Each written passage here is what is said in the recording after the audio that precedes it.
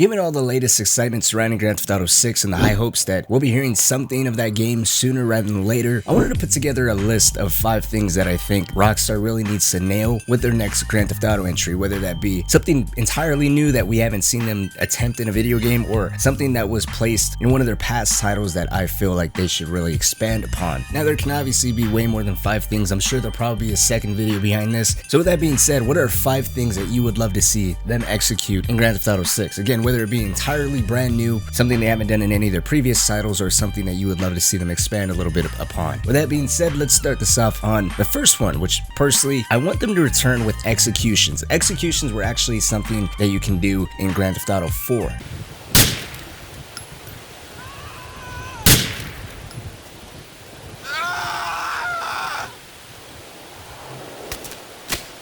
Whenever you had a pistol equipped, you can actually perform some type of execution on specific characters. And I don't know, it was an aspect that I completely forgot was even a part of Grand Theft Auto 4, and returning to it was something that I found myself to actually be really missing. I get it, it really didn't fit the whole story and theme of Grand Theft Auto 5, but if the rumors surrounding Grand Theft Auto 6 is true, and we're dealing with a Bonnie and Clyde type scenario where the protagonists that we play as really don't care as much, and their regard for human life is that similar to Trevor from Grand Theft Auto 5, it would be nice to see executions return and maybe see a little variety there where you don't have to have a specific weapon type. You know, you can use it with a shotgun, a baseball bat, a golf club, and based off your positioning, maybe their health, the direction that you're holding that weapon at, maybe you're aiming it at a specific body part, will all determine the type of animation that we get. It'll add obviously a bunch of variety, but some incredible uniqueness to the executions that we're performing.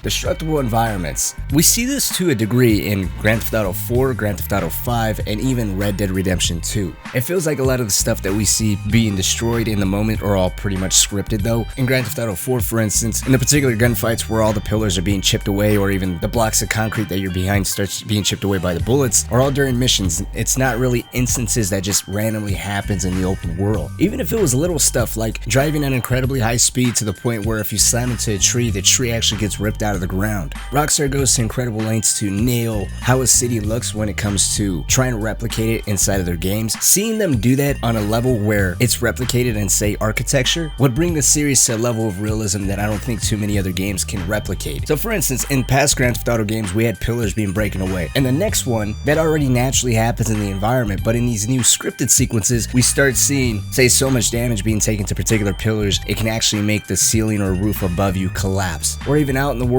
driving so fast you hit a hill, you end up hitting somebody's house and actually caving that house in. That might mean that beyond just making sure that the environment that the players are exploring is fully interactable, but it would also mean that they would have to detail a lot of interiors within the buildings. A high cost for sure, but I think the environment being able to be interacted with on that level was something that the Grand Theft Auto series is really missing, and if they can nail it, it'll be another precedent that'll set the Grand Theft Auto series in its own unique category that no one else can compete with. What in holy hell are you doing, boy? Get that back up again right now. Scripted routines from Red Dead Redemption 2 for NPCs. People have gone to extreme lengths to see how detailed Red Dead Redemption 2 is, to the point where some people have actually followed NPCs and seen them go about their daily routine. They have a quote-unquote life. Seeing that replicated in Grand Theft Auto 6, and kind of tying back to the point before this, where the NPCs actually interact and realize what is going on based off the players' interactions, that destructible environment, seeing a house cave in or a tree completely ripped out of the ground and the player fly through the windshield of that vehicle they were driving, actually hearing that being acknowledged by a group of NPCs and that dictate their next action, reaction, or whatever they decide to do next would be a fantastic step in the right direction. To kind of add to that, I would love to see them increase the voice dialogue from Red Dead Redemption 2. Hey, partner. That's a fine horse you got there. Thanks. All right. Be well now.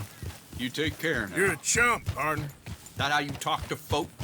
how you can greet, antagonize, call out other people. When you experiment with that, I mean, it's a little limited. Arthur can only say so much. I mean, I get it. Obviously, that game has thousands upon thousands of voice dialogues as is, but in, say, Grand Theft Auto 6, similar to the weapon wheel, you kind of have a wheel of things to say to a particular person, and that'll determine the tone of voice, whether if it's a smart-ass comment, a threat, a compliment, a general, or even a specific question. Again, it might be going a little bit above and beyond here, but that level of not only immersion, but the fact that your character is that well developed and completely thought out that you feel like it's an entirely different person that you're able to play as. Whereas with Arthur, even though he's a very well-written, well-rounded character, when you're trying to interact with NPCs in the open world, you do see those limitations. You suffer! Do it again!